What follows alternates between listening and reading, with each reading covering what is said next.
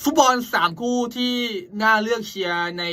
วันหวยออกครับวันที่16เมษายน3คู่นะครับ1คู่คอนเฟอเรนซ์2คู่ยูโรปาลีกจะเป็นคู่ไหนมาติดตามชมแล้วฟังกันในคลิปกันได้เลยครับและสำหรับใครที่ต้องการแนวทางฟุตบอลที่ให้มากกว่าทางด้านหน้าช่องง่ายๆเลยครับลองเปิดใจเข้ามาทางเข้าจะอยู่ที่ใต้คอมเมนต์เข้ามาแล้วครับมีบอลสดบอลสูงแรกนะครับบอลตัวเน้นแล้วก็บอลชุดของการวางไว้ให้ทุกวันไม่ต้องวิเคราะห์นะครับเพราะว่าผมวิเคราะห์ให้เป็นที่เรียบร้อยแล้วมีหน้าที่แค่เอาแนวทางที่ผมวางไว้ให้เนี่ยไปสู้ไปลุ้นในแต่ละวันก็พอครับอย่าลืมครับทางเข้าอยู่ที่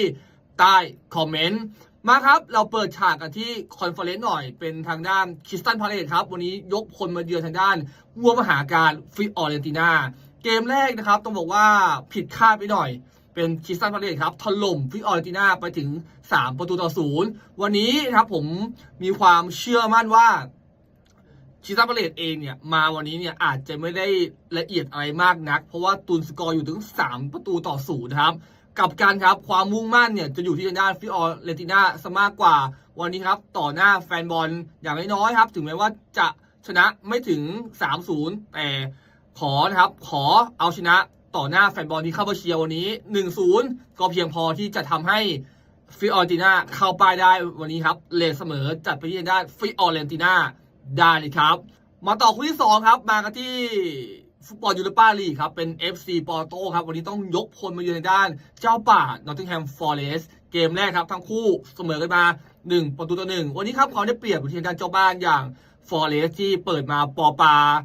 บอลยุโรปนะประสบการณ์บอลยุโรปเนี่ยต้องยกให้ทางด้านทีมเยือนอย่าง FC ปอร์โตและปัจจุบันเนี่ยเขาก็คืออันดับ1ของประเทศด้วยครับหลังเป็นจ่าฝูงอยู่วันนี้ครับมีโอกาสที่จะจบเสมอมากๆผมยังเชื่อใจว่า FC ปอร์โตครับน่าจะไม่แพ้ในเวลา90นาทีครับให้ลอง FC ปอร์โต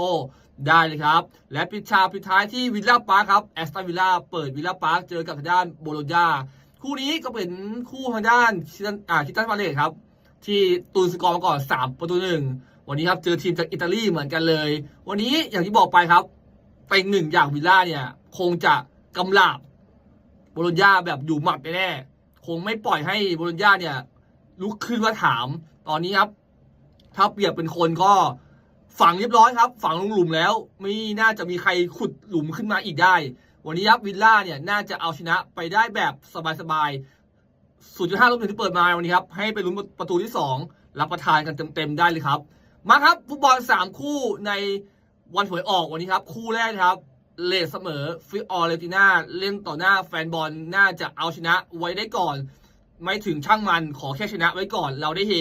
คู่ที่2นะครับให้มองไปที่ทางด้านบอลรองอย่าง FC ปอร์โตบอลยุโรปประสบการณ์เยอะกว่าฟอเรสต์แน่นอนฟอเรสต์มี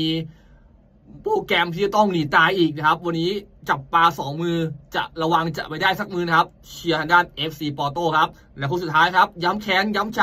แอสตันวิลล่าเต็ง1เล่นสมศักดิ์ศรีต่อหน้าแฟนบอลที่วิลล่าปาร์คอย่างแน่นอนใครฟังมาถึงคลิปตรงนี้แล้วปุ่มไลค์ปุ่มแชร์อยู่ใกล้ๆอย่าลืมกดให้กำลังใจไผ่ทีพอยด้วยนะครับใครที่ตามไผ่ทีพอยในวันนี้ขอให้โชคดีกับ3คู่ที่ไผ่ทีพอยเลือกให้อยากได้แนวทางเพิ่มเติมมาเจอกันได้ภายในครอบครัวครับทางเข้าจะอยู่ที่ใต้คอมเมนต์